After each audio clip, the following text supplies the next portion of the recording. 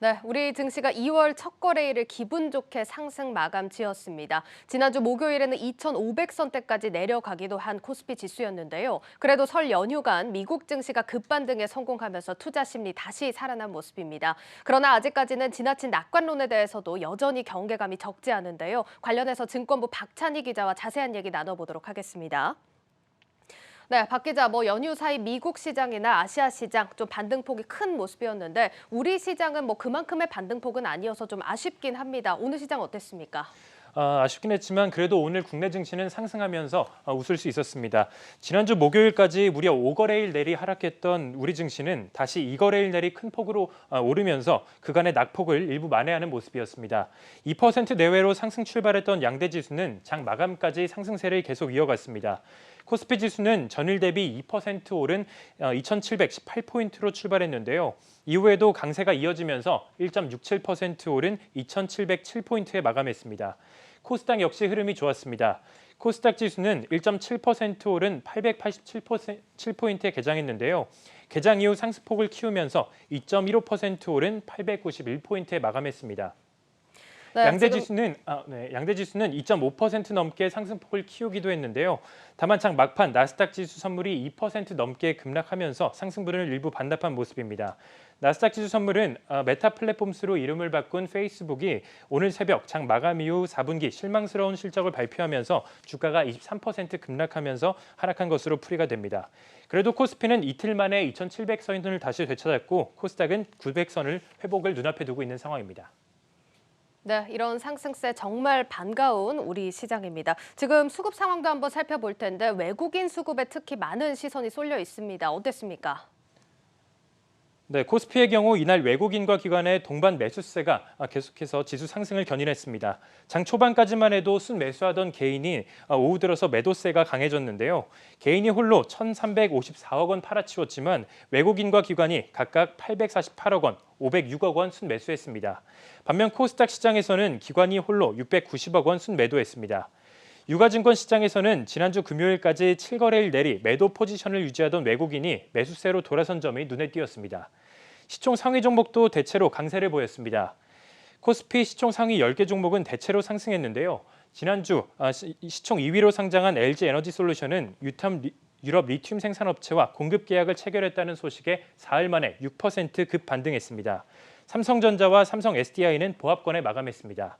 코스닥 시장에서는 펄어비스와 위메이드가 하락한 가운데 나머지 9개 종목은 일제히 상승했습니다.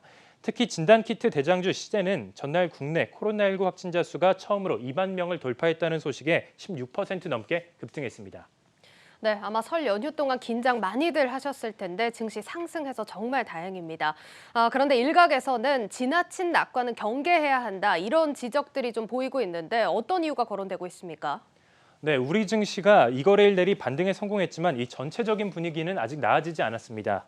오늘 기준으로 올해 코스피 지수는 9%, 코스닥 지수는 13% 넘는 하락세를 기록하고 있는데요.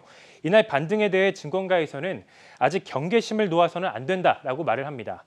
그러면서 두 가지 이유를 제시했는데요. 첫 번째로 미국의 금리 인상을 꼽았습니다.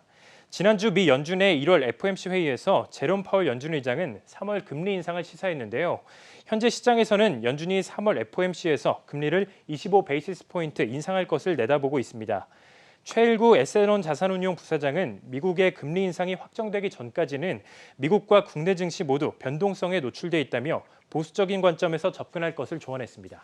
네, 3월 50bp 금리 인상에 대한 리스크는 일단 일축된 상황이지만 어쨌든 시장에서는 3월 금리 인상 유력하게 보고 있는 상황입니다. 이에 따라서 증시 변동성이 불가피할 거다. 이렇게 좀 정리를 해보겠습니다. 자, 그럼 두 번째 이유는 어떤 이유가 거론됩니까?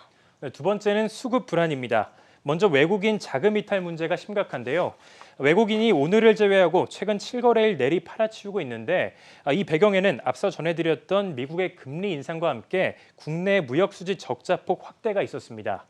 지난달에 유가 등 원자재 가격이 가파르게 오르면서 무역 수지 적자가 월간 기준 사상 최대치를 기록했습니다. 양준모 연세대학교 교수는 무역 수지 적자폭 확대는 달러 약세로 이어지고 이는 우리 증시에 투자한 외국인들의 기대 수익률을 더 낮출 것이라며 이에 따라 외국인 자금 이탈이 가속화될 수 있다라고 덧붙였습니다. 한편 상장 주식들의 보호예수 물량이 대거 풀리는 점도 수급 교란 요인으로 꼽히고 있습니다. 한국예탁결제원에 따르면 이번 달 44개 기업의 락업이 해제되는데요. 해제 물량은 총 3억 997만여 주나 됩니다. 이 중 카카오뱅크와 크래프톤도 포함되어 있는데 1억 5천만 주가 풀리는 카카오뱅크는 현재 주가가 공모가를 웃돌고 있어 매도세가 우려됩니다. 1,500만여 주가 풀리는 크래프톤의 경우에도 물량 부담이 우려되고 있습니다. 증권업계는 2월 첫 거래일부터 급 반등이 나왔지만 3월 대선과 공매도 전면 재개, 우크라이나발 지정학적 리스크 등 여전히 불안 요소가 많다면서 긴장의 끝을 놓아서는 안 된다라고 덧붙였습니다.